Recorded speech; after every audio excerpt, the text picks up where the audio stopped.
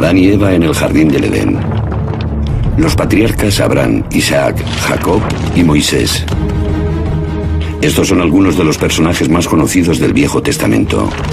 Pero ¿son sus historias reales o meros mitos? Cuanto más te remontas en los textos bíblicos, más difícil resulta encontrar pruebas históricas. La mayoría del Génesis es una colección de mitos, historias inventadas. Encontrar rastros históricos de eso es muy difícil. En este programa nos adentramos en la ciencia mientras los arqueólogos escudriñan la Biblia para separar ficción y realidad y averiguar si es cierto que Moisés fue de verdad el autor de la Biblia hebrea. Inmediatamente vi unas letras muy claras y diferenciadas. Este es el antepasado de la caligrafía hebrea. ¿Existen pruebas que sustenten el éxodo del pueblo elegido desde Egipto o fue un pequeño grupo de cananitas que simplemente decidió liberarse? Para saberlo, destaparemos artefactos antiguos que ayudan a fechar los acontecimientos bíblicos y veremos lo que los arqueólogos dicen que pudieron ser los muros que Josué derribó. Este incendio, por así decirlo, fue la madre de todos los incendios. Únase a los expertos en su búsqueda de las encrucijadas entre la ciencia y las escrituras para descubrir la Biblia en profundidad. Los secretos enterrados de la Biblia. Episodio 1.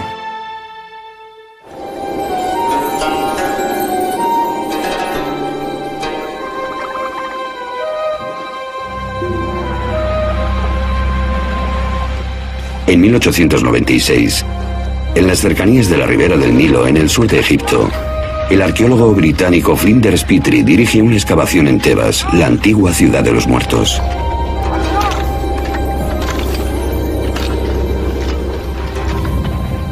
Aquí realiza uno de los descubrimientos más importantes de la arqueología bíblica.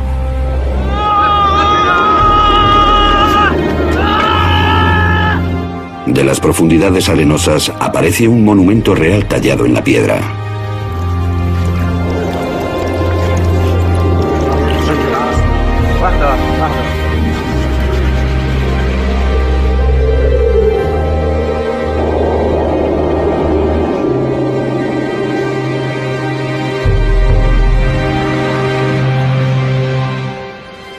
Es la llamada estela de Menepta, hecha en honor del faraón Menepta, hijo de Ramsés el Grande.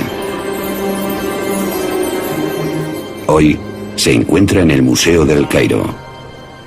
Esta estela es lo que los egipcios de la antigüedad habrían llamado una estela de la victoria, porque en ella se conmemora la victoria sobre pueblos extranjeros. La mayoría de esta inscripción jeroglífica celebra el triunfo de Menepta sobre Libia, su enemigo occidental. Pero casi como si fuera una adenda, en el espacio de dos líneas se menciona la conquista de un pueblo al este de Egipto. El texto dice: Askelón ha sido hecho cautivo, Gezer ha sido hecho cautivo, Yanoam, en el norte del valle del Jordán, ha sido ocupado. Hemos despedazado Israel, su semilla ya no existe.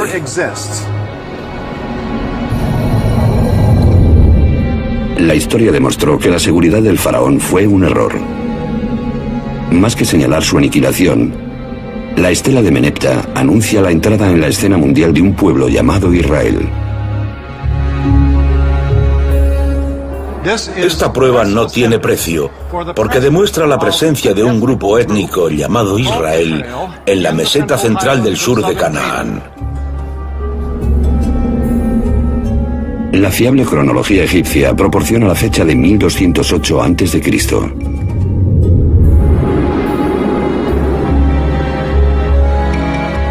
La estela de Menepta es una prueba fehaciente de que hace 3000 años un pueblo llamado israelita vivía en Canaán, el territorio que hoy comprende Israel y los territorios de la Autoridad Palestina.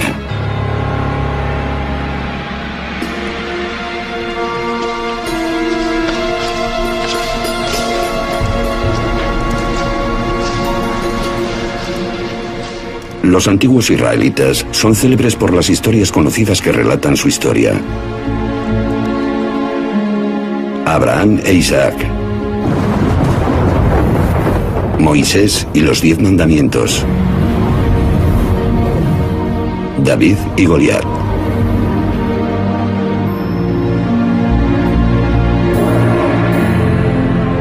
Fueron los primeros israelitas quienes redactaron la Biblia.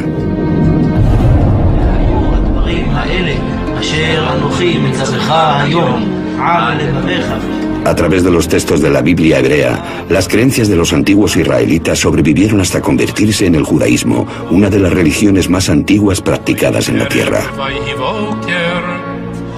Y fueron los judíos quienes dieron al mundo un legado impresionante: la creencia en un solo Dios.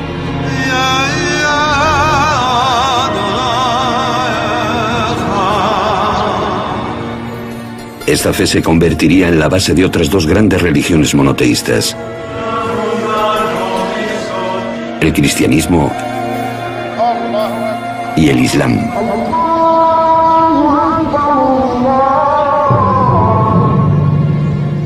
La Biblia hebrea, a menudo conocida como Antiguo Testamento, para diferenciarla del Nuevo Testamento, describe los acontecimientos del primer cristianismo y la creencia en un solo Dios, que son parte esencial de la cultura del mundo.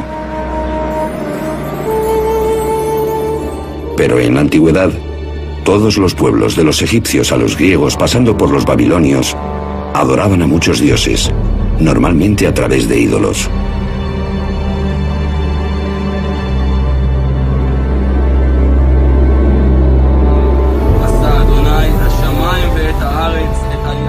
¿Cómo fue que los israelitas, de entre todos aquellos pueblos, descubrieron el concepto de un solo Dios? ¿Cómo se les ocurrió una idea que transformaría el mundo tan profundamente?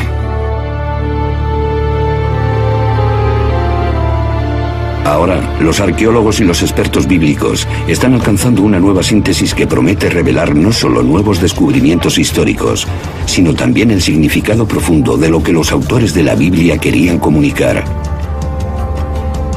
Comienzan cavando en la tierra y en la Biblia. No nos podemos permitir ignorar los textos bíblicos, sobre todo si podemos aislar un resquicio de verdad entre todos los cuentos y además tenemos las pruebas arqueológicas para ello.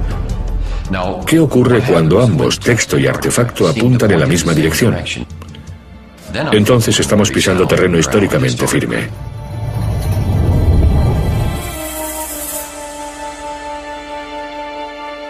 Los especialistas buscan las encrucijadas entre ciencia y escrituras. La más antigua es la estela de la victoria del faraón Menepta del año 1208 a.C.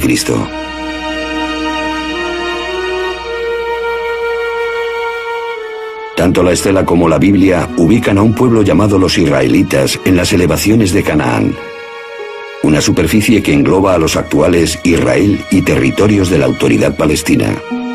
Es aquí, entre dos de los mayores imperios de la historia, donde comenzó la historia de Israel. La Biblia hebrea está llena de historias sobre los orígenes de Israel.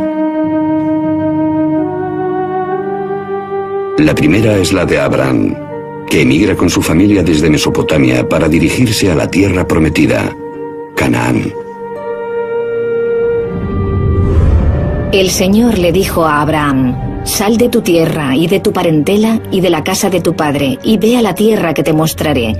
Yo haré de ti una gran nación, y bendeciré y engrandeceré tu nombre. Serás bendecido.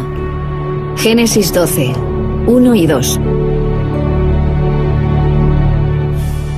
Según la Biblia, esta promesa funda la alianza, un contrato sagrado entre Dios y Abraham. Para señalar la alianza, Abraham y los varones de su familia son circuncidados. Sus descendientes serán el pueblo elegido de Dios.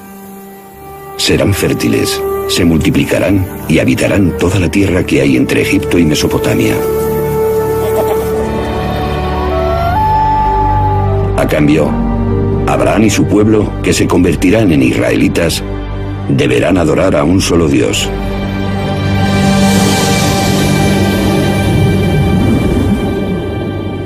Esta idea es nueva, nadie la había tenido antes. En nuestro sentido, Dios no existe antes de Abraham. Hoy en día, es difícil apreciar la radicalidad que esta idea debería de haber supuesto en un mundo dominado por el politeísmo, la creencia en muchos dioses e ídolos.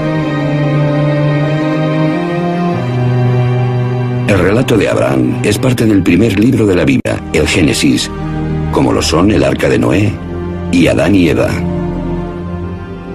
Aunque este libro comunique un mensaje potente, hasta la fecha no existen pruebas ni textos extrabíblicos que corroboren sus historias.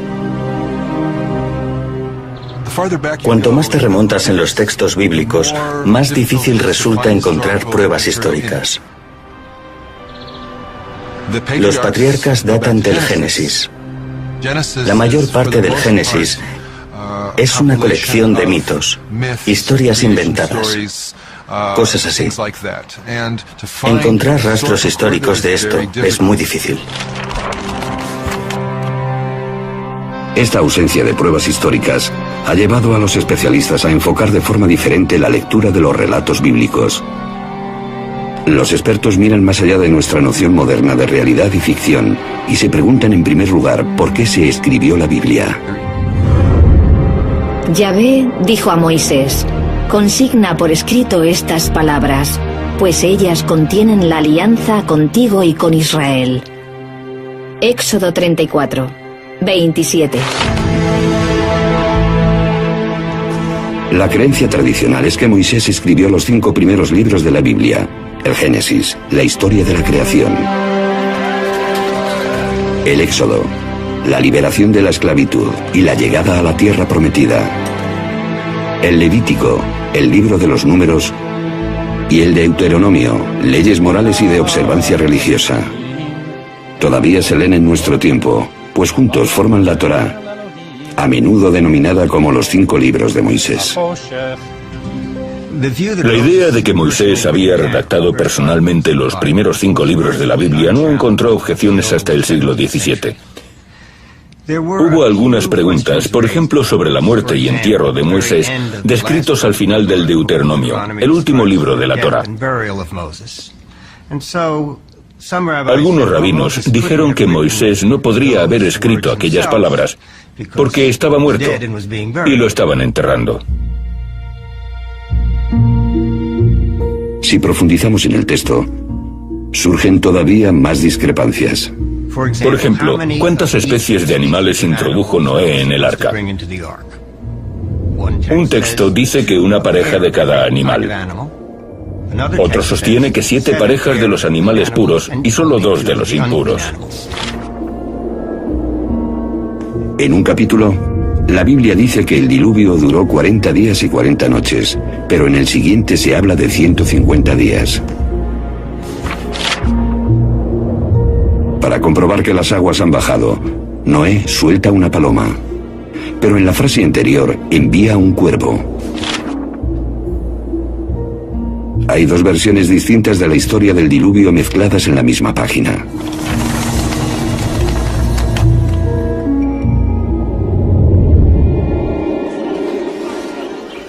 Muchas discrepancias así se repiten a lo largo de las páginas de la Biblia, algo que sugiere que fue redactada por más de una persona. De hecho, en los 5 primeros libros de la Biblia, los especialistas han encontrado al menos 4 grupos diferentes de escribas a lo largo de cientos de años. Esta teoría se conoce como hipótesis documental. Una forma de contemplar la cuestión es como si la Biblia fuese una especie de antología compuesta en el transcurso de muchos siglos por personas diferentes que añadían cosas, eliminaban otras y así. Pero ¿cuándo comenzó el proceso de redacción de la Biblia?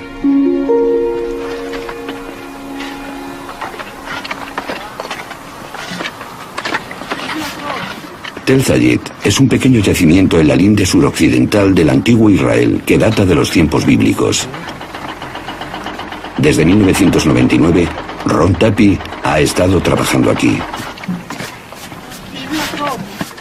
Era el último día de lo que había sido un típico día de excavación. Mientras estaba haciendo unas fotografías panorámicas desde la grúa, un voluntario informó a su supervisor de que pensaba que había visto unas marcas interesantes, unos arañazos que probablemente fuesen letras talladas en la piedra. ¿Dónde, aquí? Las letras serían un hallazgo raro. Cuando Tapi se arrodilló para ver las marcas, se llevó la sorpresa de su vida. Me agaché e inmediatamente vi unas letras muy claras y diferenciadas.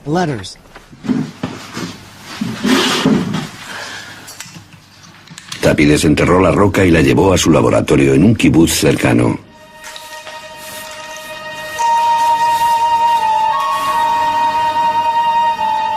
Fue entonces cuando se dio cuenta de que se trataba de algo más que una simple inscripción. Aleph, Bet, Gimel, Dalet. Me percaté de que esta inscripción era un alfabeto. Esto es, no una historia, sino las letras del alfabeto semítico escritas en el orden correcto.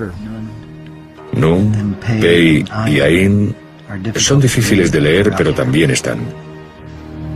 Esta escritura es una forma antigua del alfabeto hebreo. Lo que encontraron no eran 2 o 3 palabras talladas de forma casual, sino el alfabeto completo. Todo indica que es el antepasado de la caligrafía hebrea.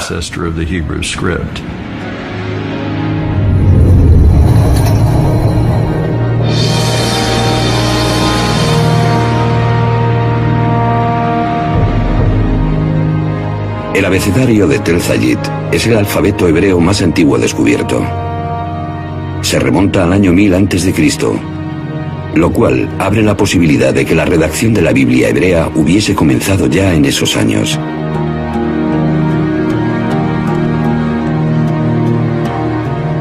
Para descubrir el texto más antiguo de la Biblia, los especialistas examinan la ortografía, gramática y vocabulario hebreos. La Biblia hebrea es un conjunto de textos escritos a lo largo de más de 1000 años. Como le hubiese pasado a cualquier otra lengua, el hebreo cambió de forma natural en el transcurso de esos años. Los expertos estudian la Biblia en hebreo original en busca del idioma más arcaico y por tanto los pasajes más antiguos. Lo encuentran en el Éxodo, el segundo libro de la Biblia.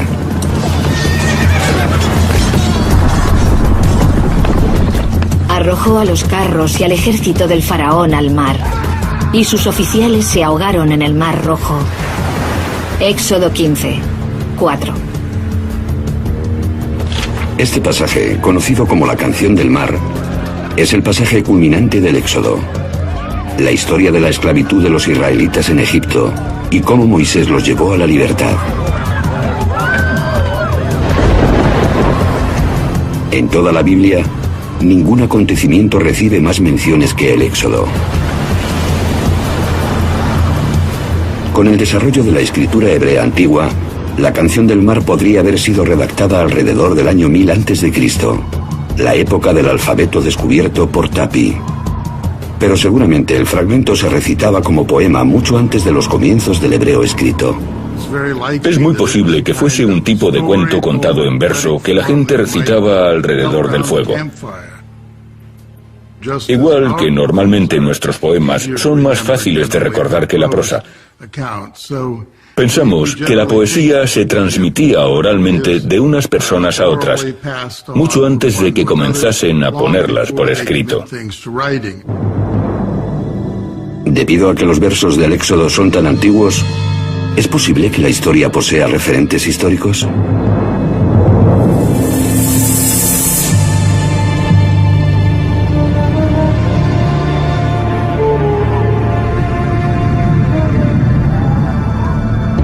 Aquí, en la parte oriental del delta del Nilo, en Egipto, en un paisaje surrealista de monumentos caídos y piedras arrumbadas, los arqueólogos han descubierto una ciudad perdida.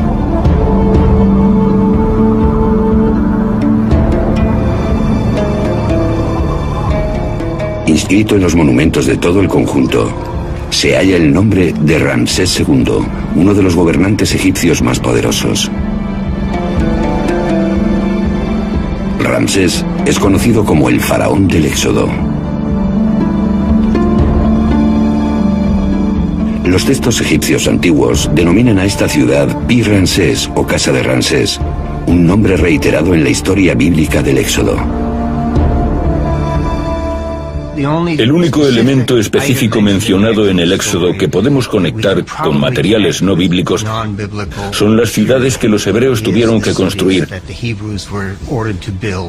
y que se llaman Pitón y Ramsés.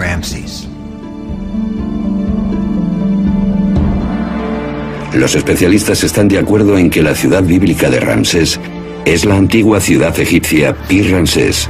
Sus ruinas actuales están en Tanis.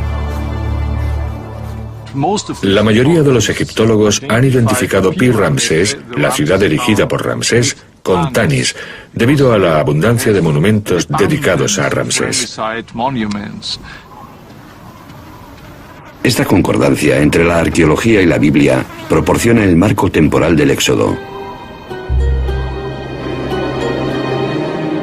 que no podría haber sucedido antes de que Ramsés se convirtiese en rey alrededor del año 1275 a.C., y tampoco podría haber tenido lugar después de 1208 a.C., cuando la estela del faraón Menepta, el hijo de Ramsés, ubica a los israelitas en Canaán.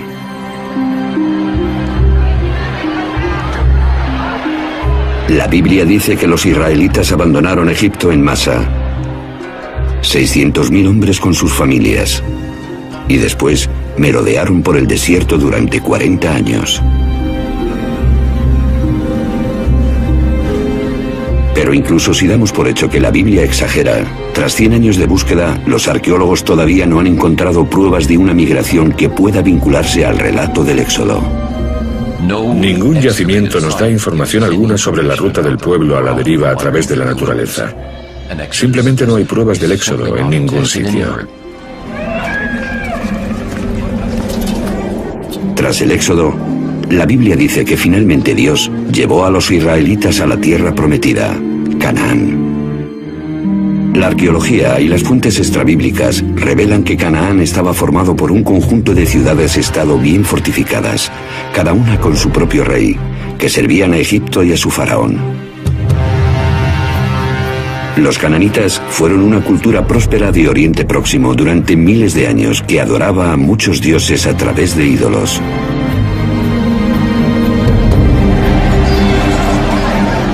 La Biblia cuenta cómo un nuevo líder, Josué, introduce a los israelitas en Canaán en una brutal campaña militar.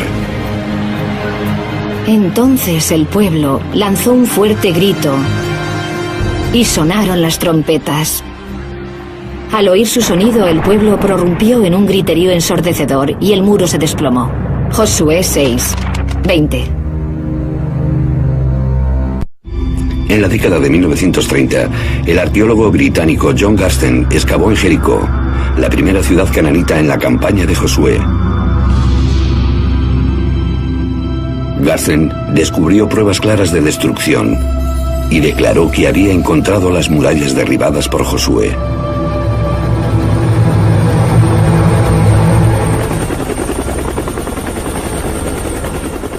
También existen indicios de destrucción en Hazor, descrita por la Biblia como la mayor ciudad cananita.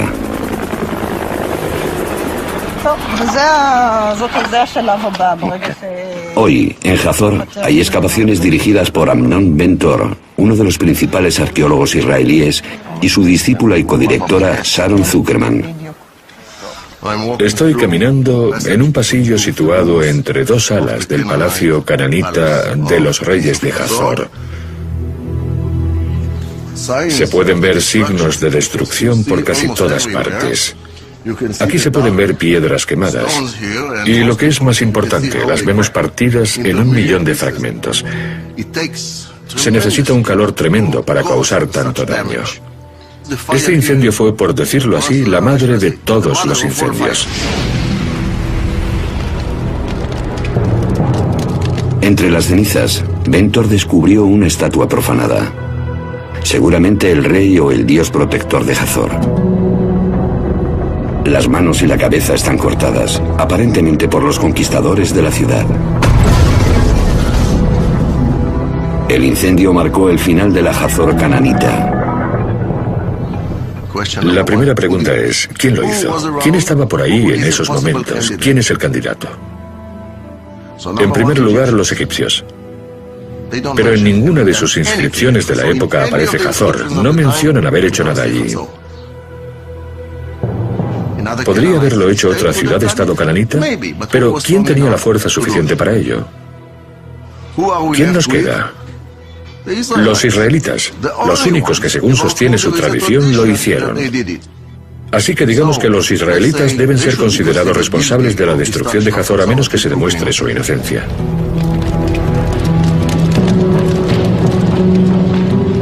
Hay otra ciudad-estado cananita que Josué y su ejército de israelitas reconocen haber destruido. Es Ai, y se ha descubierto en lo que ahora es territorio de la Autoridad Palestina en Cisjordania. Aquí, el arqueólogo Hani Nur el-Din y su equipo están encontrando las pruebas de una rica cultura cananita. Primero apareció un pueblo que se hizo ciudad y después construyeron un tipo de fortificación alrededor del asentamiento.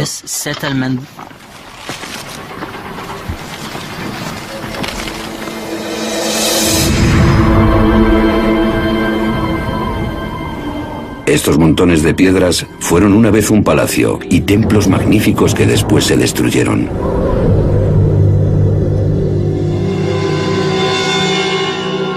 Pero cuando los arqueólogos fechan la destrucción, encuentran que esta ocurrió alrededor del año 2200 a.C. La de Jericó data de 1500 a.C. y la de Hazor alrededor de 1250 a.C. Está claro que estas ciudades-estado no fueron destruidas en la misma época. Hay una diferencia de casi 1000 años. De hecho, de los 31 lugares que según la Biblia Josué conquistó, solo unos cuantos muestran signos de guerra. En la mayoría de estos lugares no hay pruebas de conflicto armado.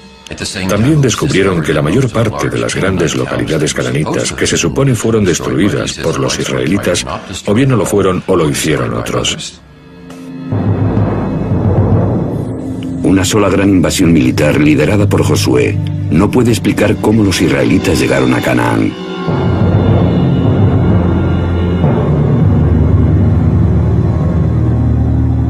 Pero la destrucción de Hazor sí coincide con el momento en que la estela de Menepta ubica a los israelitas en Canaán. Así que, ¿quién destruyó Hazor? Amnon Ben-Dor todavía cree que los israelitas destruyeron la ciudad. Pero su codirectora, Sharon Zuckerman, no piensa lo mismo. El último acto de destrucción consistió en la mutilación de las estatuas de reyes y dioses. Pero no hay signos de guerra ni de lucha. No vemos armas en la calle como en otras ciudades destruidas por extranjeros. Las excavaciones revelan que en Hazor había una capa social inferior de siervos, esclavos y plebe, y una superior formada por el rey y las élites ricas. En los grandes palacios de la élite de Hazor, Zuckerman encuentra zonas de abandono y desatención. Para los arqueólogos, estos signos indican una cultura en decadencia, una rebelión interna.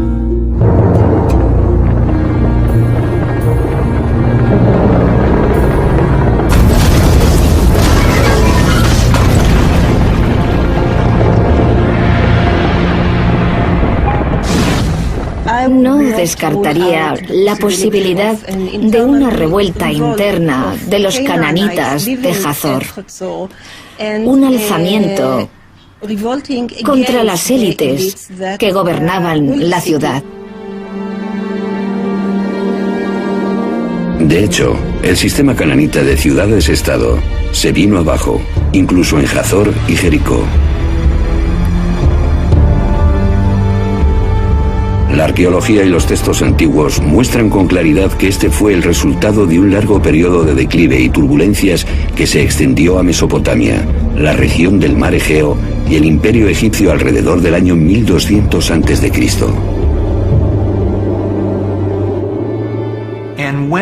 Y cuando las cosas se calmaron, pudimos ver lo que reemplazó este gran sistema de estados. Encontramos un número de pueblos nuevos que de repente llenan el vacío creado por la disolución del gran sistema de ciudades-estado.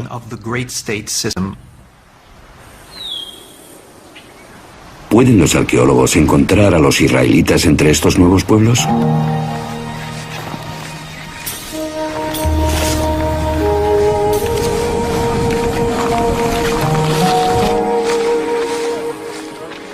En la década de 1970, los arqueólogos comenzaron a hacer estudios extensos en la zona elevada central de Canaán, que hoy se encuentra en el territorio de la Autoridad Palestina en Cisjordania.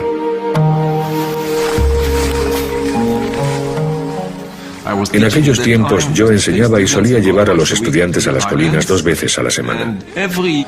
Cada día recorríamos entre 2 y 3 kilómetros cuadrados. Poco a poco cubrimos toda la zona. Israel Finkelstein y equipos de arqueólogos peinaron grandes zonas y recogieron todos los fragmentos de alfarería antigua que había sobre la superficie.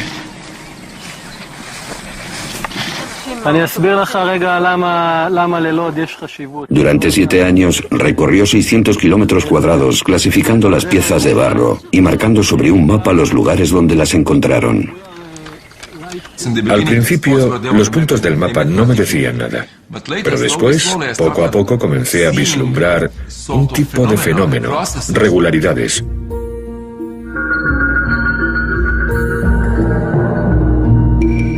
Al fechar la alfarería, Finkelstein descubrió que anteriormente al año 1200 a.C. había aproximadamente 25 asentamientos humanos. Calculó que la población total sería de entre 3.000 y 5.000 habitantes. Pero justo 200 años después, se produce un aumento espectacular de la población y los asentamientos. Cuando se produce esta revolución demográfica y la población crece sin parar, encontramos unos 250 asentamientos. La población se multiplicó por 10 hasta 45.000 personas más o menos. Este fenómeno no puede explicarse como fruto del crecimiento vegetativo normal. Un ritmo así es imposible en la antigüedad.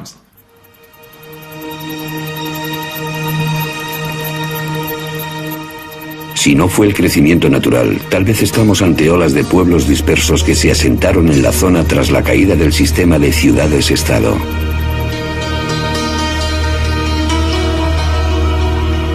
Entonces, descubrimos indicios de una nueva cultura. Un tipo distinto de vivienda nunca visto antes, en el lugar exacto donde tanto la estela de Menepta como la Biblia ubican a los israelitas.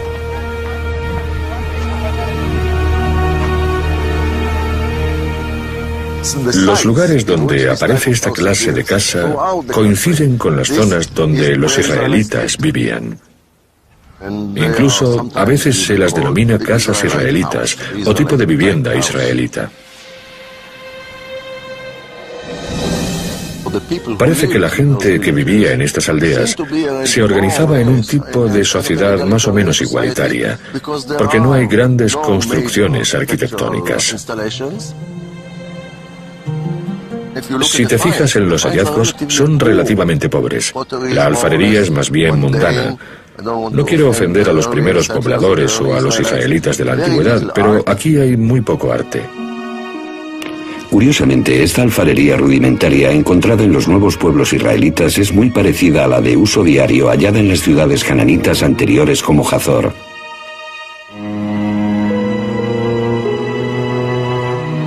De hecho, la casa israelita es la única diferencia.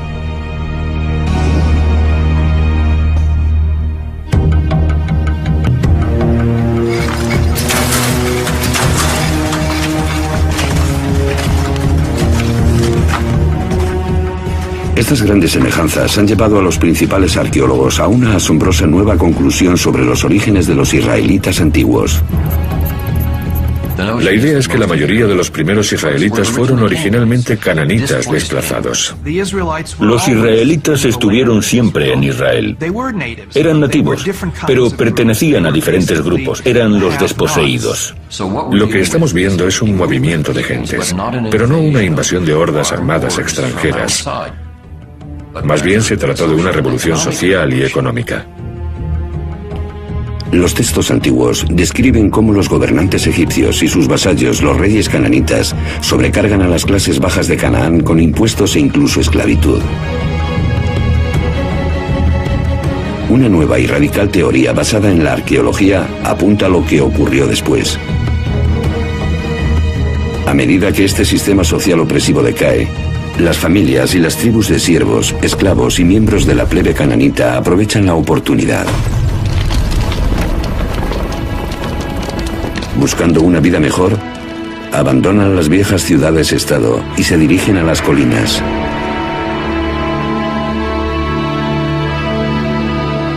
Libres de la opresión de su pasado, se alzan en lugares nuevos como un pueblo nuevo, los israelitas.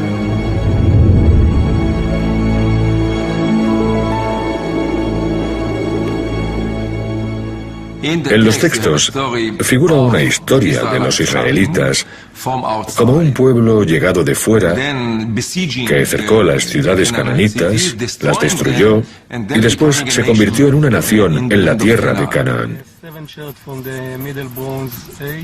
Sin embargo, la arqueología nos cuenta una historia contraria. Según la arqueología, el nacimiento de Israel es una consecuencia y no la causa del hundimiento de la sociedad cananita. La arqueología revela que los israelitas fueron originariamente cananitas.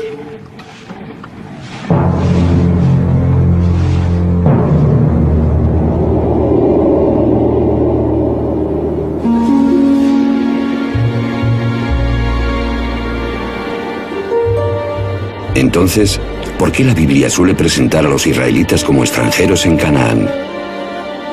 El trayecto de Abraham desde Mesopotamia, la salida de Egipto y la llegada a la tierra prometida de los esclavos liderados por Moisés. Incluso la conquista de Canaán por Josué desde el exterior. La respuesta se puede hallar en su deseo de forjarse una identidad nueva y diferenciada. Como nos cuentan los psicólogos, la identidad se crea hablando de lo que uno no es, refiriéndose a los demás. A fin de averiguar quién soy, primero tengo que saber quién no soy. Lo que siempre falta en los pueblos israelitas son los grandes palacios y la artesanía extravagante asociadas a los monarcas y a las élites económicas de Canaán. A los israelitas no les gustaba el sistema cananita y se definían por oposición a él. Al no usar alfarería decorada, al no usar alfarería importada, desarrollaron una ideología de la simplicidad que marcó la diferencia entre ellos y los sistemas egipcio y cananita. Si los israelitas querían distanciarse de su pasado cananita, ¿qué mejor que crear una historia sobre su destrucción?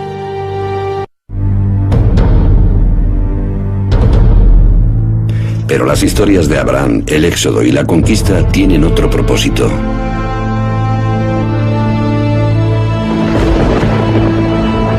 Son una conmemoración del poder de lo que la Biblia dice que es la mayor diferencia entre los israelitas y el resto de los pueblos: su Dios.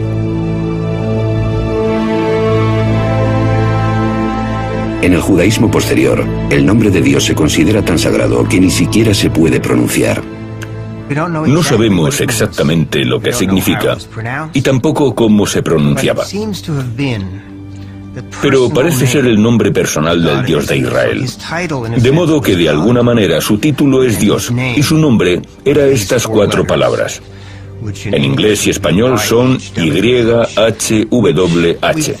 Pensamos que probablemente se pronunciaba Yahweh o algo así. Pero Yahweh solo aparece en la Biblia hebrea. Su nombre no se encuentra en los textos o historias cananitas. Así que, ¿dónde encontraron los israelitas a su Dios?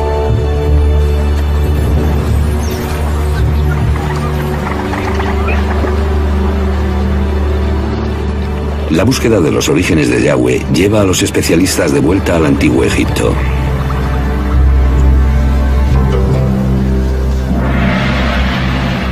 Aquí, en la ciudad real de Karnak, durante más de 1000 años los faraones festejaban su poder con estatuas, obeliscos y murales tallados sobre las paredes de los templos.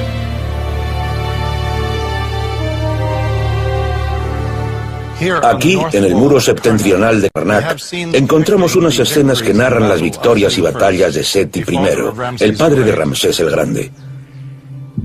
Aquí Seti conmemora una de sus grandes victorias sobre los Shasu.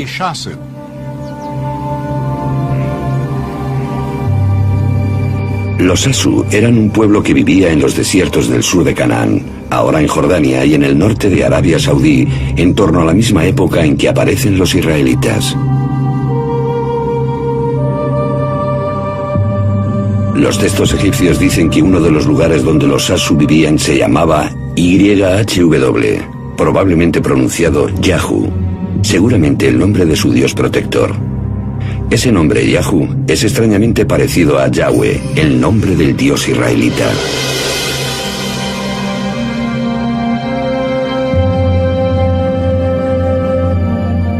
En la Biblia, el lugar donde vivían los Shasu se denomina Madián. Fue aquí, antes del Éxodo, donde la Biblia nos cuenta que Moisés encontró a Yahweh en la forma de una zarza ardiente. No te acerques.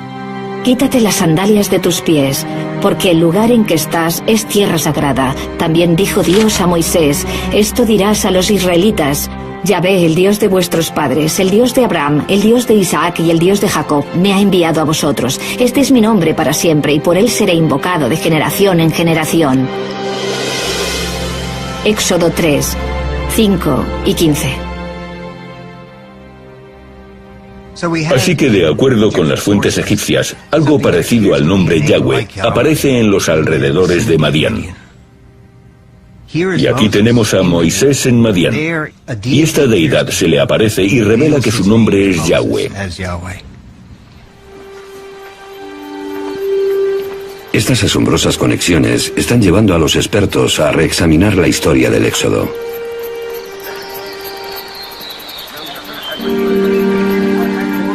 Aunque no hay pruebas de una migración masiva, algunos creen que un pequeño grupo sí que escapó de Egipto.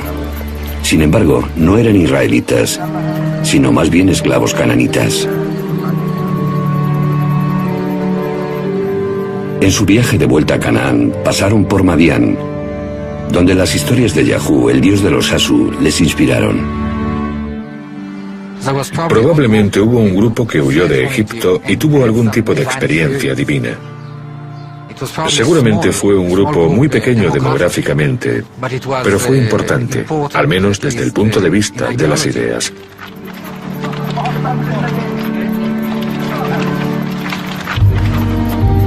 Siguieron hacia la comarca elevada en el centro de Canaán, donde se toparon con las tribus que habían huido de las ciudades-estado cananitas.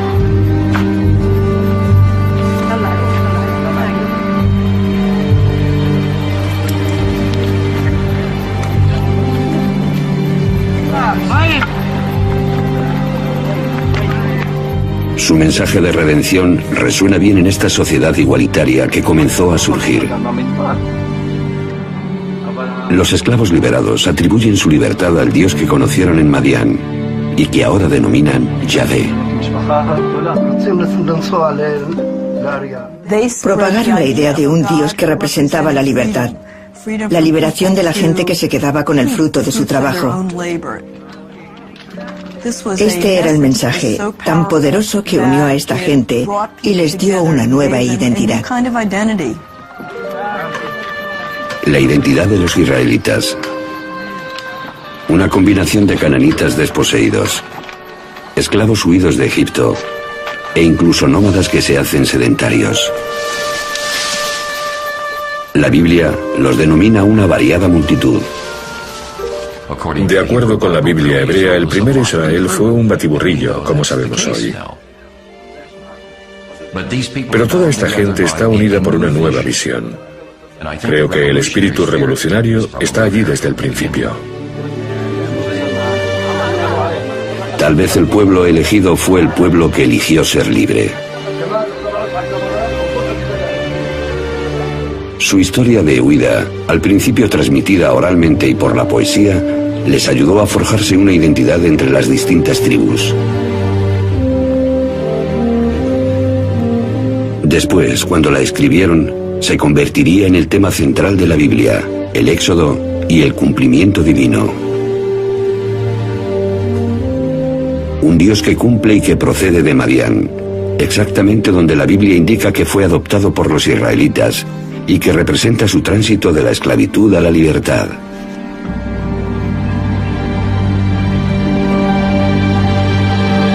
Entonces, ¿se halla aquí el inicio del monoteísmo? La idea común sobre lo que diferenciaba a los antiguos israelitas de sus vecinos es que estos adoraban a muchos dioses y diosas diferentes, mientras que los israelitas adoraban a un solo Dios verdadero. Pero no fue así. Esta figurita de un becerro, que seguramente representa a él, el dios principal dentro de las deidades cananitas, es uno de los miles de ídolos descubiertos en yacimientos arqueológicos israelitas. A menudo los israelitas adoraban a otros dioses. Tal vez se suponía que no debían hacerlo, pero lo hicieron. Así que al menos en la práctica muchos, si no todos los israelitas, eran politeístas. Según esta prueba arqueológica, el modelo bíblico del pueblo israelita monoteísta debe ser cuestionado. Sin embargo, las palabras, los pensamientos y las ideas tienen el poder de crear cosas.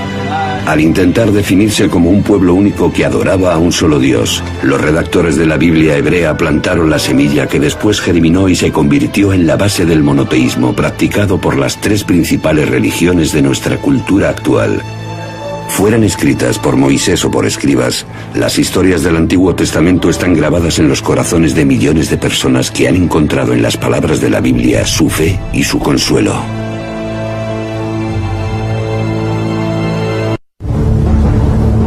Dios ha muerto. O al menos, eso debió de parecerle a los antepasados de los judíos en el año 586 a.C. Jerusalén y el templo de su Dios están ardiendo. La nación de Israel, fundada por el rey David, ha sido barrida. Podría haberles parecido el fin, pero en realidad fue el principio.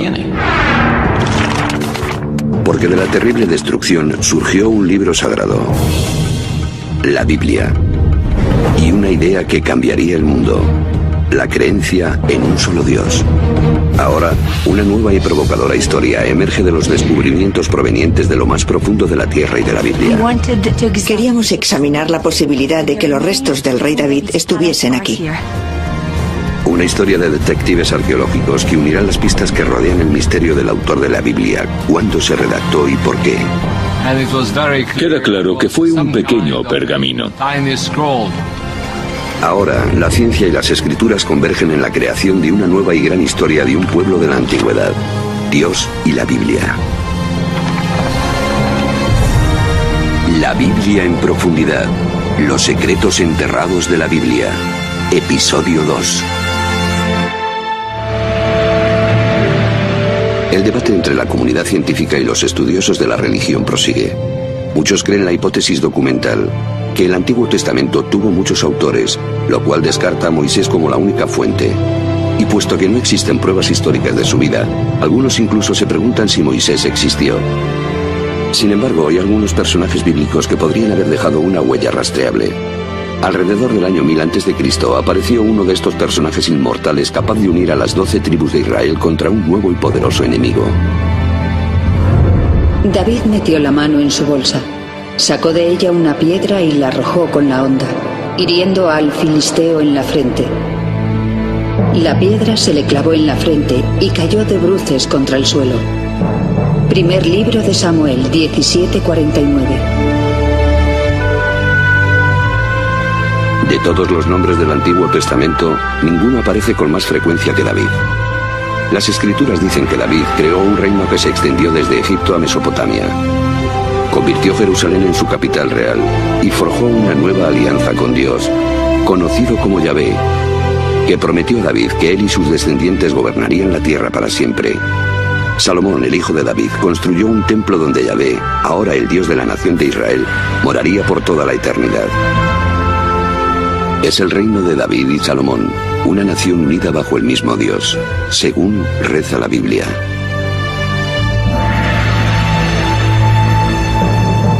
Hoy en día algunos escépticos arguyen que no hubo nada parecido a una monarquía unificada. Sostienen que es una invención bíblica posterior, especialmente de los especialistas modernos. Es decir, que David no existió. Como un revisionista bíblico afirma, David no fue más real que el rey Arturo. Pero entonces, en 1993, un sorprendente descubrimiento arrojó nueva luz sobre quien la Biblia llama el más grande rey de Israel. Gila Cook estaba terminando un trabajo de campo con un ayudante en Tel Dan, una excavación bíblica en el norte del actual Israel.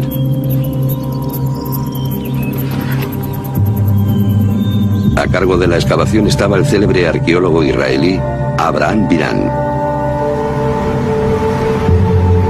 El día terminaba y Cook estaba tomando sus últimas medidas cuando oyó un grito desde abajo. Era Biran con su potente voz gritando: Gila, vámonos. Y yo le hice un gesto con la mano y seguí trabajando. Tras una segunda llamada de Biran, Cook le dijo a su ayudante que la bajase y comenzó a descender la colina.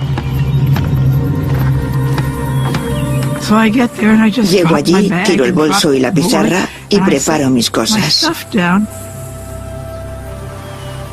Pero algo le llamó la atención. Una piedra con lo que parecía arañazos. Aunque en realidad se trataba de una inscripción antigua. Esta vez fue ella quien llamó a Biran a gritos. La miró, después me miró a mí y dijo: Dios mío. Cook había encontrado un fragmento de una estela de la Victoria escrita en arameo, una lengua antigua muy similar al hebreo. Hecha por orden del rey de Damasco o de uno de sus generales, la piedra conmemora la conquista de Israel. Maté a poderosos monarcas al mando de miles de carros y jinetes. Maté al rey de la casa de David.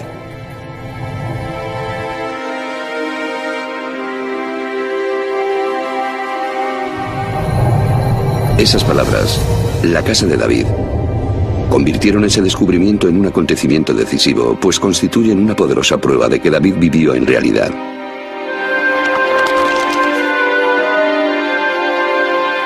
Al contrario que el Génesis, las historias de los reyes de Israel se alejan de la narrativa bíblica legendaria y se adentran en la historia.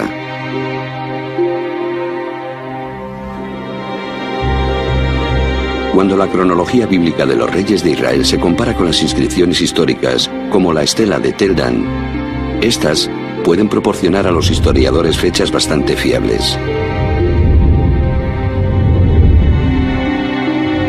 El rey David es la primera figura bíblica cuya existencia ha sido confirmada por la arqueología. La mayoría de los expertos coinciden en que vivió en torno al año 1000 a.C., el siglo X antes de la era cristiana. ¿Será que algunas partes de la Biblia se escribieron durante su reinado? El primer alfabeto hebreo descubierto por Ron Tapi, tallado en una piedra en Tel Zayit, nos ofrece una pista atrayente. La piedra se talló con este alfabeto y después se usó para levantar un muro. La estructura fue destruida por un incendio a finales del siglo X a.C. El hallazgo es incluso más importante porque Tel Zayit es un remanso situado en las lindes del reino de David. Si había un escriba que pudiese escribir este alfabeto en un lugar tan lejano, en los parajes de la linde occidental más remota del reino, si había un escriba que fuese capaz de hacer algo así, eso significa que en la capital del reino hubo otros y mucho más refinados. ¿Pudieron estos escribas vivir en la corte del rey David y de su hijo Salomón? ¿Pudieron ser los primeros redactores de la Biblia?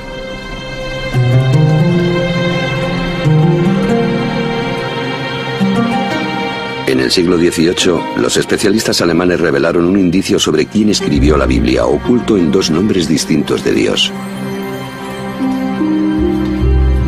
De acuerdo con una de las explicaciones, Abraham conocía a Dios por su nombre más íntimo y personal, que normalmente se pronuncia Yahweh, Yahvé. Los pasajes con el nombre de Yahvé, que en alemán se escribe con una J, se conocen por los expertos como J. Pero según otros, Abraham conocía a Dios simplemente por la palabra hebrea más usada para referirse a Dios, Elohim. Así, los 2 redactores se denominaron E por Elohim y J por Yahvé, probablemente basándose en poemas y canciones transmitidos de generación en generación. Ambos escribieron una versión del remoto pasado de Israel. Las historias de Abraham en la tierra prometida, Moisés y el Éxodo. De estas 2 fuentes, la más antigua es la que conocemos como J, que muchos expertos fechan en los años de David y Salomón. Debido a que el contexto de la versión de los Hechos según J es la zona alrededor de Jerusalén, es probable que el escritor viviese allí, tal vez en las cortes reales de David y Salomón.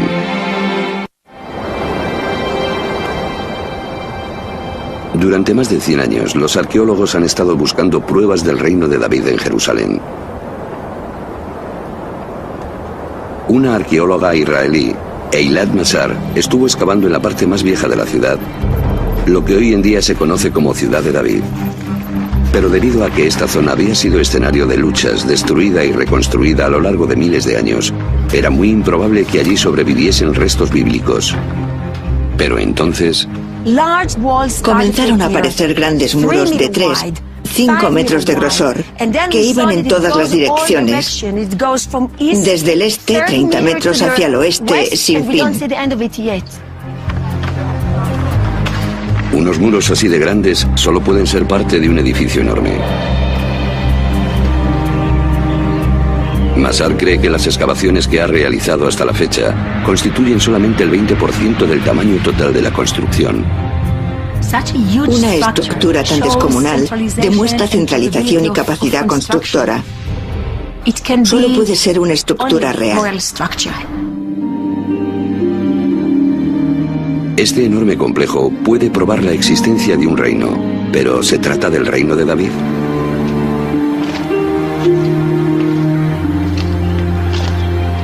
Para que estos muros fuesen los del Palacio de David, deberían remontarse a sus años de vida, alrededor del año 1000 a.C.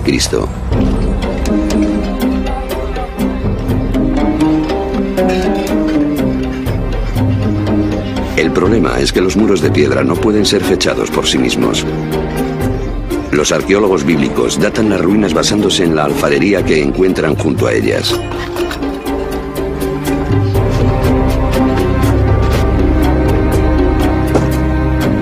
La datación según la alfarería descansa en 2 ideas. La primera es que los estilos evolucionaron de forma uniforme a lo largo del tiempo. La segunda, que cuanto más profundas estén las muestras, más antiguas son.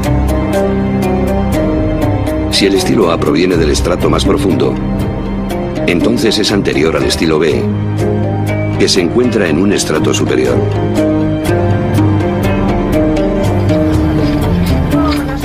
Al analizar la alfarería en excavaciones bien estratificadas, los arqueólogos pueden crear lo que llaman una cronología relativa. No obstante, esta cronología flota en el tiempo sin fechas fijas.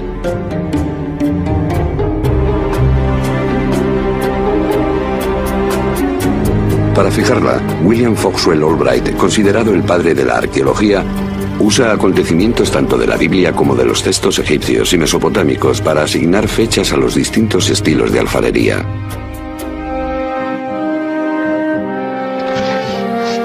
La cronología de Albright, ligeramente modificada, es lo que Mazar usa para fechar este gigantesco edificio, y lo que la mayoría de los arqueólogos usan hoy en día. ¿Ha descubierto Mazar el Palacio de David? Las pruebas se acumulan. El edificio es enorme y está ubicado en un lugar prominente de la parte más antigua de Jerusalén. Y según la cronología de Albright, Los objetos de barro se remontan al siglo X a.C., los años del rey David.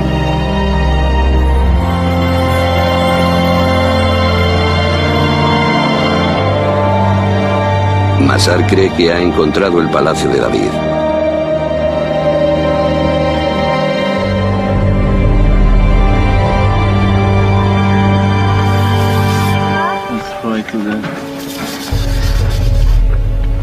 Pero tanto las pruebas como la existencia del mismo reino descansan en la datación de unos fragmentos de alfarería. En la actualidad disponemos de un método más científico que no depende de la Biblia, tal como el de Albright, y que además data las piezas de alfarería de forma fija. Es el método de datación por radiocarbono, una especialidad de Elisabetta Boretto del Instituto Weizmann. El primer paso es el trabajo de campo, que consiste en relacionar las muestras de materiales como huesos de aceitunas, semillas o tizones con el contexto arqueológico. Si una semilla de aceituna se encuentra en la misma capa que una pieza de alfarería, el carbono de la semilla puede usarse para datar la pieza de barro. Cuando la semilla muere, su carbono radioisótopo, carbono 14, se degrada a un ritmo regular a lo largo del tiempo, mientras que el carbono 12 no se pervierte. Midiendo la proporción de carbono 14 respecto del carbono 12, Boretto puede determinar la edad de la semilla, que a su vez puede usarse para averiguar la de la pieza de alfarería.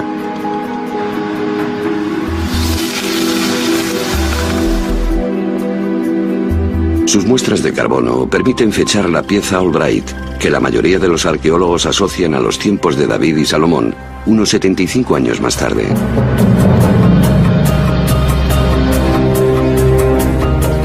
Para acontecimientos sucedidos hace tanto tiempo, esta diferencia puede parecer baladí.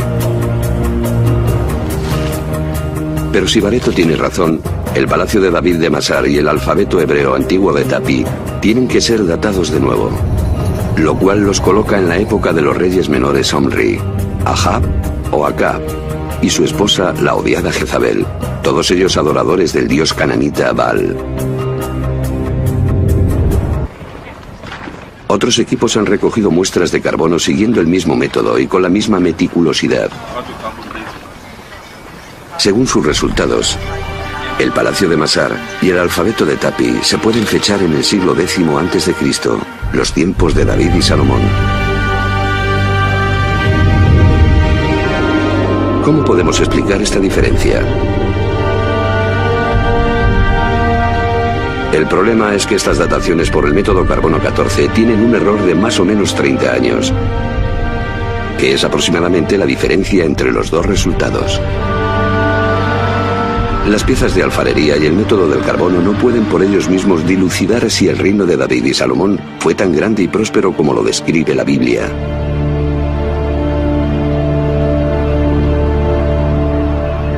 Por suerte, la Biblia ofrece pistas de otros lugares en los que se puede excavar para encontrar pruebas de la existencia del reino.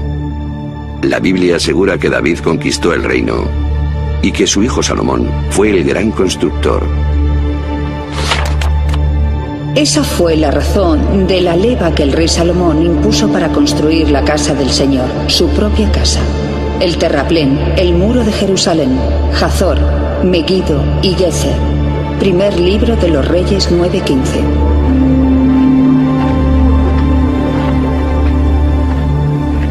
Aquí en Hazor, Amnon Ben-Tor, director de las excavaciones, cree que esto puede probar la campaña de construcciones llevada a cabo por Salomón. Los arqueólogos lo llaman una puerta de 6 cámaras, es decir, una gigantesca entrada fortificada con torres y garitas. El predecesor de Ben-Tor, Yigal Yadin, fue el primero en desenterrar este conjunto. Resultó ser una puerta con 6 cámaras. E inmediatamente Yadin recordó una puerta muy parecida excavada en Gezer. Después, un equipo de la Universidad de Chicago descubrió esta puerta aquí en Megiddo. Asombrado por el parecido entre estas 3 puertas, Yadin recordó el pasaje de la Biblia. Aquí tenemos una conexión maravillosa entre el fragmento bíblico y su manifestación arqueológica. 3 puertas monumentales, todas diseñadas según el mismo plan, podrían ser prueba no solo de prosperidad, sino de la existencia de una autoridad central. A través de los años, los israelitas habían estado divididos en tribus y después en reinos de norte a sur.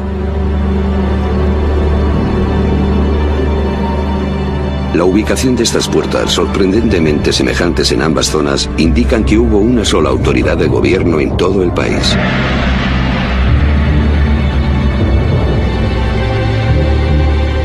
Pero, ¿cómo podemos estar seguros de que este fue el reino de David y Salomón?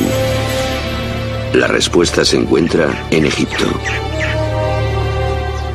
La escena de decapitación que vemos en este muro conmemora una campaña militar comandada por el faraón Sisac, o Sesong, el fundador de la 22ª dinastía de Egipto.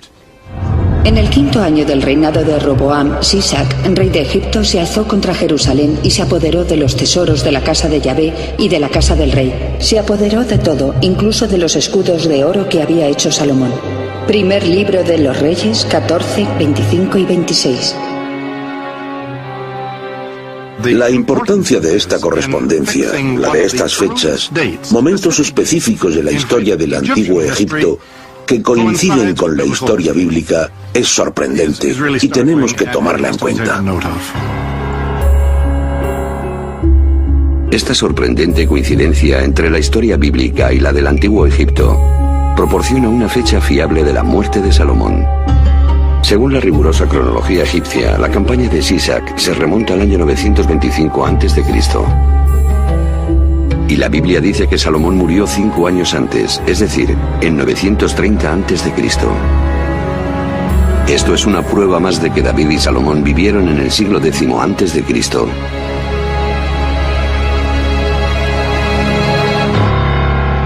Aunque ocultas en estos muros se encuentran más pruebas.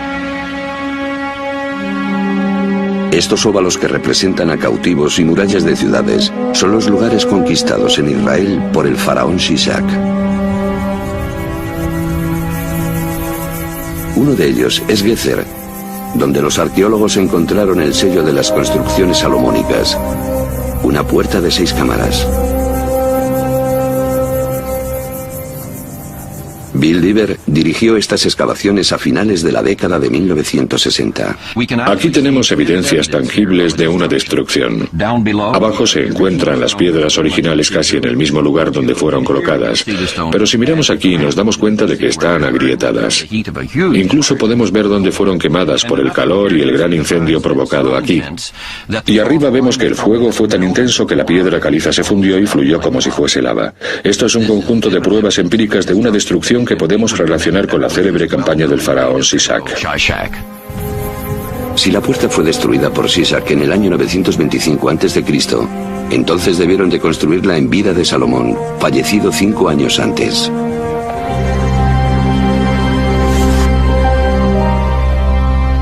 Aunque una minoría de arqueólogos sigue estando en desacuerdo, esta coherencia entre la Biblia, la cronología egipcia y las puertas de Salomón constituyen una prueba poderosa de que en tiempos de David y Salomón hubo un gran reino que se extendió por todo Israel, norte y sur, y cuya capital fue Jerusalén.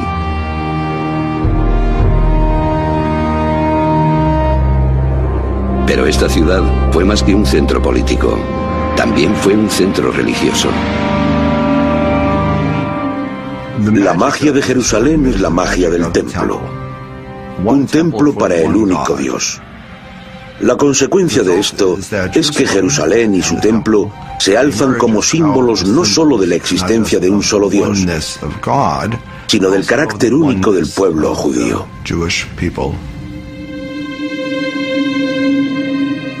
La religiosidad de los antiguos israelitas se asemeja poco al judaísmo actual. En aquellos tiempos todo giraba en torno al templo, construido por Salomón, hijo de David, y considerado la joya terrenal de Yahvé. Para entender cómo adoraban a su Dios los israelitas de la antigüedad, los expertos deben averiguar cómo era el templo y cómo funcionaba. Pero aunque los arqueólogos saben dónde deben estar los restos, es imposible excavar allí. porque es la sede del tercer lugar más santo del Islam, la cúpula de la roca y la mezquita de Al-Aqsa. Ni una sola piedra del templo de Salomón ha sido desenterrada, aunque la Biblia ofrece una descripción muy detallada del edificio. La casa que el rey Salomón construyó para el Señor tenía 30 metros de largo, 20 de ancho y 15 de alto. En el santuario interior hizo 2 querubines. Cada uno medía 5 metros de altura y ambos estaban revestidos de oro. Primer libro de los Reyes 6, 2, 23 y 28. La descripción de la Biblia sugiere cómo fue el plano del templo de Salomón, muy parecido a los de los templos construidos por los pueblos politeístas vecinos.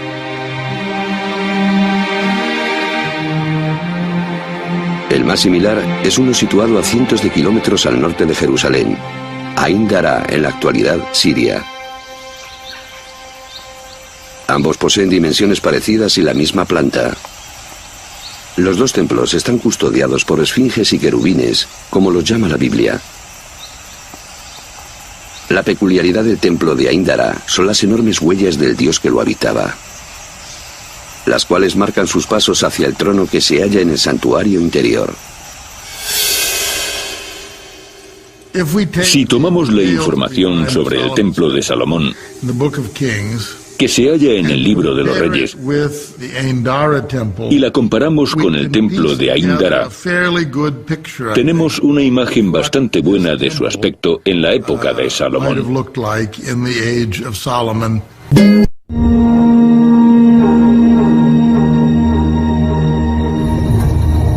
Ahora es posible reconstruir con algo de seguridad el templo de Salomón y cómo los israelitas adoraban a su Dios. En la entrada había un enorme altar. Detrás había un atrio que llevaba al interior del templo. Había una sala, el santuario, y detrás la sala más sagrada, donde, según la tradición, se encontraban el Arca de la Alianza y las tablas de la ley. Esta zona era considerada el lugar más sagrado de la tierra porque era la sala en la que se podría encontrar la presencia de Dios. Aunque los sacerdotes adoraban a Yahvé en el templo, muchos israelitas no eran tan fieles. En Tel Rehob, los arqueólogos están desenterrando una casa israelita que ilustra las prácticas religiosas de sus antiguos habitantes. Hemos encontrado esta figura de barro tan bonita y excepcional que muestra una diosa, la diosa de la fertilidad, que era adorada aquí en Israel. En este caso, está sosteniendo a un bebé. ¿Quién es esta diosa de la fertilidad? ¿Y qué hace un ídolo pagano en un hogar israelita? Pruebas fehacientes de su identidad surgieron en 1968. Bill Diver llevaba a cabo una excavación para salvar unas tumbas en el sur de Israel, cuando un habitante de la zona le entregó una inscripción robada. Cuando regresé a casa y la desenvolvé, pensé que me iba a dar un ataque al corazón. Resultó ser la inscripción de una tumba en caracteres nítidos del siglo VIII. Contiene el nombre del fallecido y dice: bendito sea por Yahvé, en buen hebreo bíblico. Pero dice por Yahvé y su Aserá. Y Aserá es la antigua diosa madre cananita. Miles de figuritas y varias inscripciones que vinculan a Yahvé con Aserá se han encontrado por todo Israel.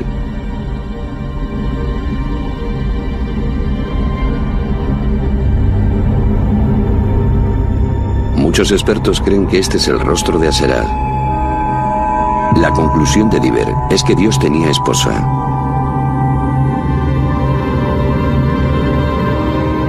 Cientos de años después de que los israelitas se sacudieran sus raíces paganas cananitas, el monoteísmo todavía no se había consolidado completamente.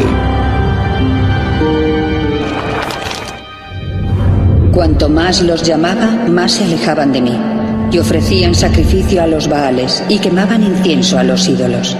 Libro de Oseas 11:2. Los israelitas habían suscrito un contrato con Dios. Si lo mantenían, serían recompensados. Si lo rompían, Él los castigaría usando como instrumento a las potencias extranjeras. Los acontecimientos parecieron dar la razón a las ominosas predicciones de los profetas. Poco después de la muerte de Salomón, las 10 tribus del norte se rebelaron y formaron el reino septentrional de Israel. Entonces, un nuevo enemigo irrumpió en Mesopotamia para crear el mayor imperio conocido en Oriente Próximo, el asirio.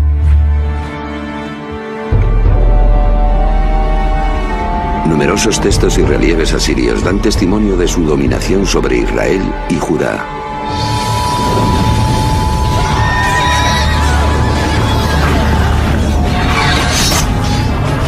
En el año 772 a.C., el ejército asirio acabó con el reino septentrional. Los que se libraron de la muerte o del exilio a Asiria emigraron a Jerusalén, donde seguían reinando los descendientes de David y Salomón. Según la Biblia, uno de ellos, Josías, atendió las exhortaciones de los profetas. En el libro de los Reyes se cuenta que el rey Josías reinó a finales del siglo VII a.C. Le dijeron que en los archivos del templo habían encontrado un pergamino. Se lo entregaron y mientras lo desenrollaba para leerlo, el rey se puso a llorar porque se percató de que era un texto sagrado que contenía algunos mandatos divinos que el pueblo de Israel había roto.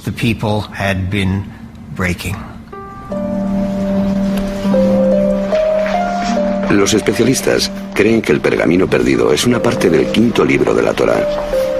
El Deuteronomio, un extenso y detallado código de leyes y prácticas. Este texto inspiró a otro grupo de escribas en el siglo VII a.C., los denominados escritores D. Según la hipótesis documental, tras los redactores de los grupos J y E, D es el tercer conjunto de escribas que tomaron parte en la redacción de la Biblia hebrea. Los redactores D reescribieron el Éxodo para reafirmar la alianza entre Dios y el pueblo de Israel. Debéis amar al Señor porque Él os ama. Os ha amado más que a cualquier otra nación. Así que el amor divino a Israel requiere una correspondiente lealtad a Dios. La lealtad exclusiva a Dios. Y el Deuteronomio es la parte de la Biblia donde más se insiste en que solo se puede adorar al Dios de Israel.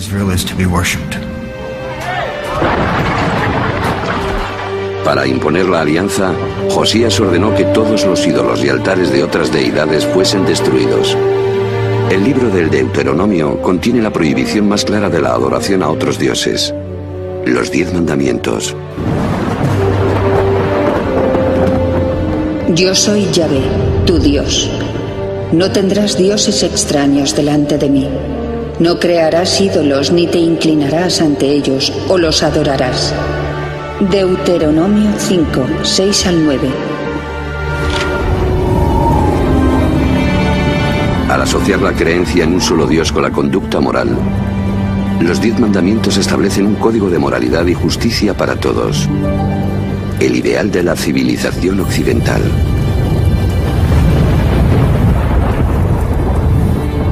A pesar de las reformas de Josías, los antiguos israelitas siguieron adorando a otros dioses. La aceptación de un dios y el triunfo del monoteísmo comenzó con una serie de sucesos de los que la Biblia, la arqueología y los textos antiguos dan fe de forma nítida.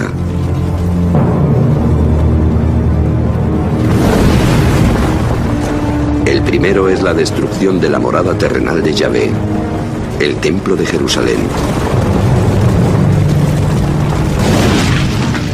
En el año 586 a.C., el nuevo imperio mesopotámico, tras derrotar a los asirios, invade Israel. Los babilonios saquean el templo e incendian la ciudad sagrada. Ante sus ojos, los victoriosos babilonios matan a los hijos de Zedequías, el último rey de la casa de David, y dejan ciego al monarca. La alianza, la promesa hecha por Yahvé a su pueblo elegido y a David de que su dinastía gobernaría Jerusalén por toda la eternidad, se ha roto. Tras 400 años, Israel es barrido.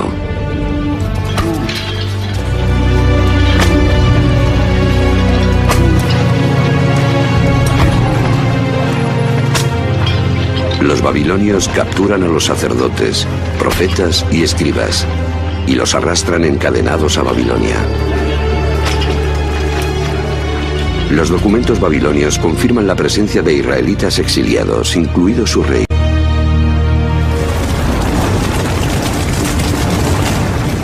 Sin templo, rey o país, ¿cómo pueden sobrevivir los israelitas?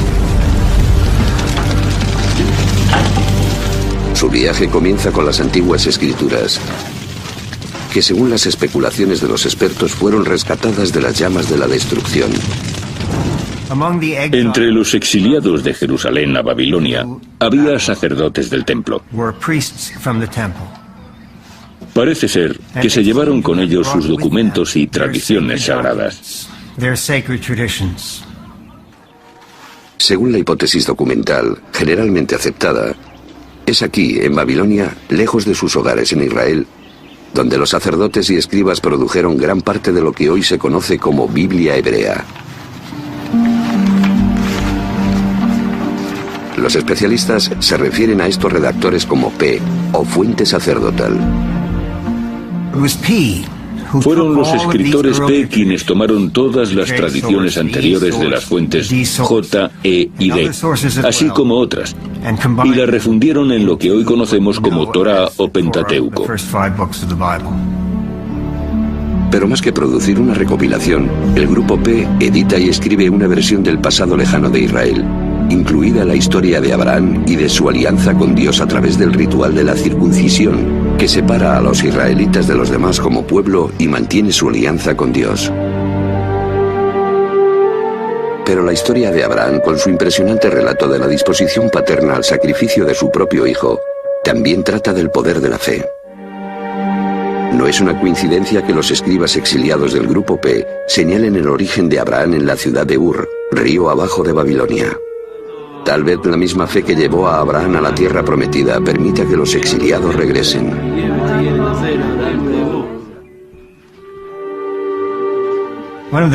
Uno de los temas recurrentes de la Torá es el exilio y el regreso. Abraham baja y sale de Egipto. Los israelitas también. Para los exiliados en Babilonia del siglo VI a.C., ese tema debería de haber tenido una gran resonancia. Dios, que en el pasado había actuado en su favor, seguramente lo haría de nuevo. Pero los israelitas tienen otro problema. ¿Cómo pueden redimirse a los ojos de Yahvé en el extranjero, sin templo ni sacrificios rituales?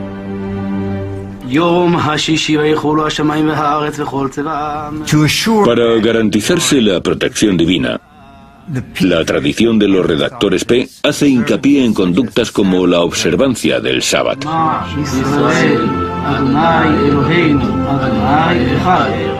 Es durante este periodo de exilio cuando los israelitas se dieron cuenta de que incluso lejos de su país, sin templo, sin sacerdotes y sin reyes, todavía podían adorar a Dios, ser fieles a Él y seguir sus mandamientos.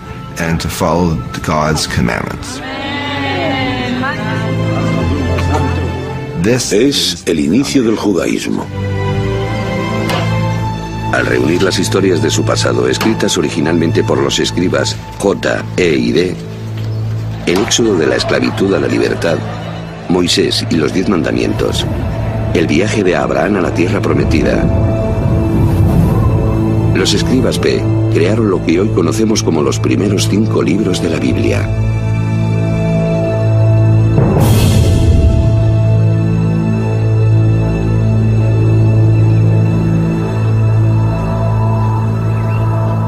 Aunque esta teoría es generalmente aceptada, las pruebas empíricas de textos bíblicos del exilio o de tiempos anteriores son difíciles de encontrar. Los textos bíblicos de esta época más célebres son los manuscritos del Mar Muerto, descubiertos por accidente en 1947. Estos pergaminos contienen fragmentos de los 39 libros de la Biblia hebrea.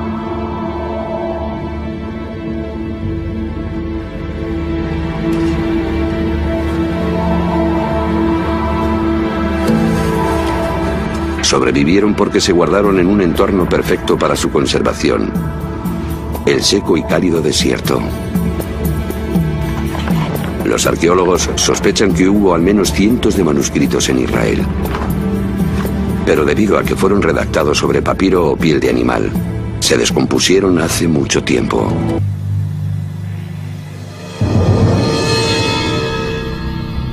Aún así, el manuscrito más antiguo del Mar Muerto data de 300 años después del exilio a Babilonia.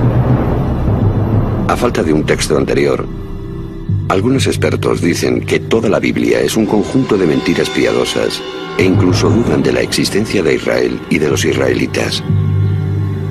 Para muchos revisionistas, unos escépticos extremistas, nunca hubo un antiguo Israel. Israel es por tanto una construcción intelectual, o en otras palabras, que esa gente no repensó su pasado, sino que se lo inventó. No tenía pasado, por tanto la Biblia es un mito fundacional contado a un pueblo sin legitimidad.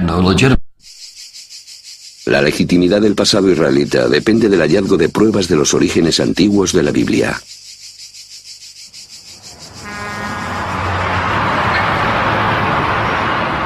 Lo que sería el descubrimiento de una vida comienza fuera de los muros de Jerusalén, en un viejo cementerio. Vinimos aquí y desenterramos 7 grutas funerarias que se remontan al siglo VII a.C., alrededor de la época del rey Josías. Pero las tumbas estaban saqueadas, así que no nos hicimos muchas ilusiones. Gabriel Barkay enseñó a un voluntario de 13 años de edad a limpiar una tumba para hacer fotografías. En vez de limpiar la tumba, como estaba solo y aburrido y tenía un martillo, se puso a golpear el suelo.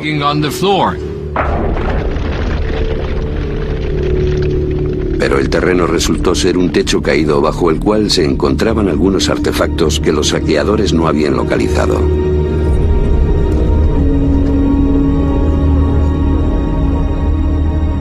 Entre los cientos de cosas sobresalía una. Parecía la colilla de un cigarrillo. Era un cilindro de unos 4 centímetros de longitud y un diámetro de algo menos de 2. Estaba claro que estaba hecho de plata y que era una especie de pergamino en miniatura. También encontraron otro mayor. Llevaron los dos a los laboratorios del Museo de Israel. Pero desenrollar los pergaminos para saber si contenían una inscripción legible podría destruirlos por completo. Andy Van fue uno de los epígrafos del proyecto. La arqueología es una ciencia destructiva. A fin de aprender algo tienes que destruir lo que hay. Gabriel Barkay y su equipo tenían que tomar una decisión. ¿Desenrollamos o preservamos los amuletos? Decidieron que el riesgo merecía la pena, y el tiempo ha demostrado que tenían toda la razón. Por medio de la conservación meticulosa, los técnicos crearon un método especial para desenrollar los pergaminos y desentrañar sus contenidos. Fui para allá y me quedé impresionado al ver todo aquello lleno de caracteres escritos con tanta suavidad y delicadeza.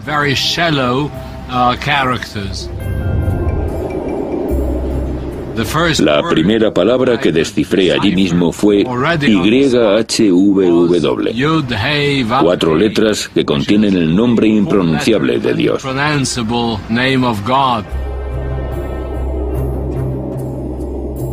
Investigaciones posteriores descifraron más texto y una plegaria sorprendentemente familiar que todavía se pronuncia en las sinagogas e iglesias hoy en día. Que el Señor te bendiga y te proteja. Que el Señor haga brillar su rostro sobre ti y te muestre su gracia. Que el Señor te descubra su rostro y te conceda la paz. Libro de los Números 6, 24 al 26.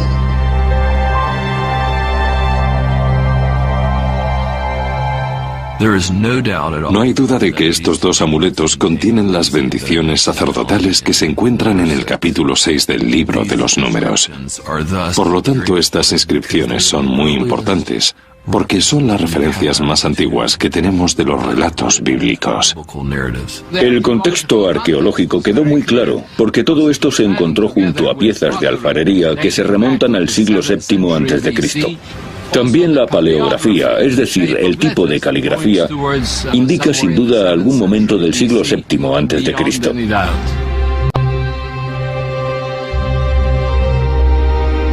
Las bendiciones sacerdotales de los manuscritos de plata anteceden a los manuscritos del Mar Muerto en 400 años.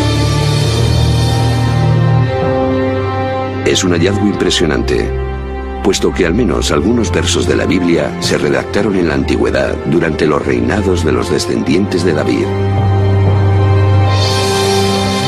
Al proporcionarnos un texto anterior al exilio en Babilonia, los manuscritos de plata confirman que la Biblia hebrea se creó a partir de poesía, plegarias y tradiciones orales que se remontan a los tiempos del redactor D. de Josías, y probablemente incluso más allá de los escribas E. y J.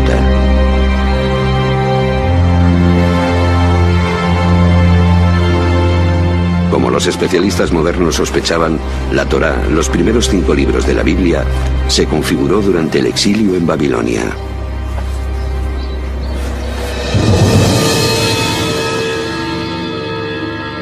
Pero acomplejados por los grandes templos y esculturas gigantes de los dioses babilónicos, los israelitas debían enfrentarse a una cuestión fundamental.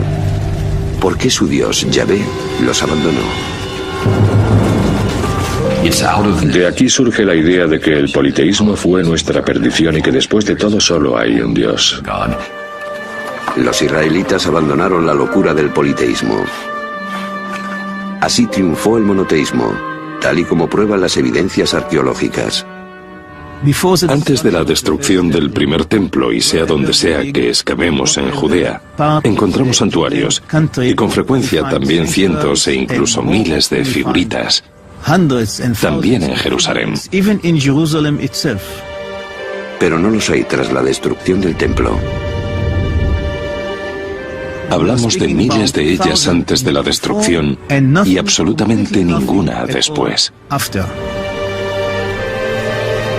En esos momentos el monoteísmo estaba bien consolidado, firmemente consolidado. Así que algo importante ocurrió, pero es difícil rastrearlo. Fue la experiencia dolorosa del exilio. Fue a través de la experiencia de exilio y de la redacción de la Biblia que el concepto de Dios, tal y como lo conocemos hoy, nació.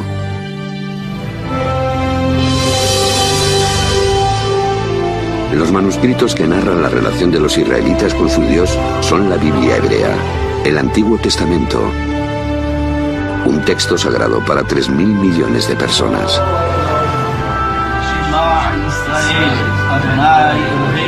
A través de sus textos, un culto antiguo se convierte en una religión moderna, y la deidad israelita Yahvé se transforma en el Dios de las 3 grandes religiones monoteístas.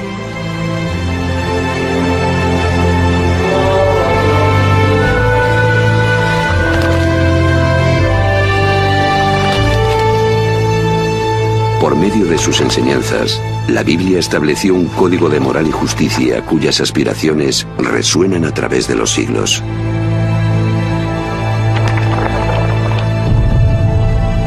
Más que una cuestión de realidad y ficción, en la intersección de ciencia y escrituras se halla una historia que comenzó hace más de 3.000 años y que pervive hoy en día.